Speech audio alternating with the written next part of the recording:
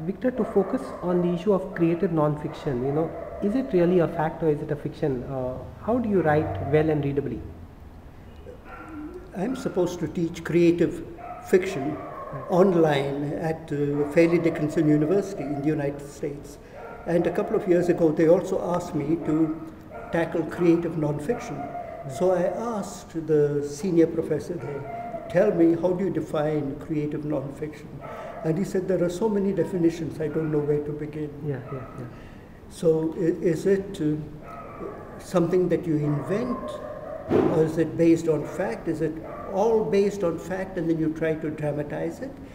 Actually, I think that last portion of it is really correct. Because if you were to write the story of your life as Frederick Noronha, how would you recreate scenes that had taken place many years ago that really were very dramatic, but you don't have actual notes of what took place, right? Yeah. So then you've got to imagine the situations, and you will imagine a dialogue where somebody says something to you, and then you reply.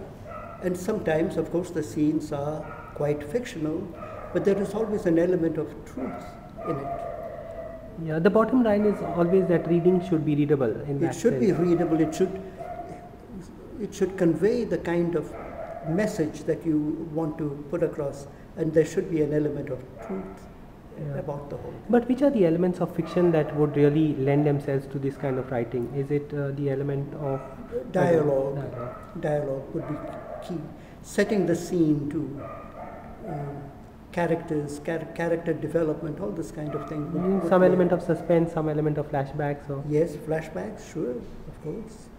You've used it yourself in any of your own writings, or?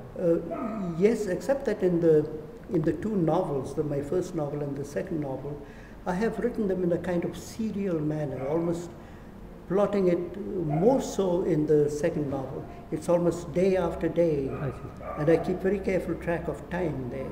So I'm now struggling with the idea of it's all in the present tense. Yeah. Maybe if I have a flashback, then I can have past tense somewhere, but that proposes technical problems. Yeah. What are the tricks you use to make your non-fiction more readable? I read things aloud to myself. Yeah. And I follow the rhythm of the phrase and of the sentence. If it doesn't sound right, if it's not if it's too long, length is not really the only factor. issue. So long as it is clear. Yeah. If you have to read the same thing twice in order to understand what it is, it has to be changed. Thanks.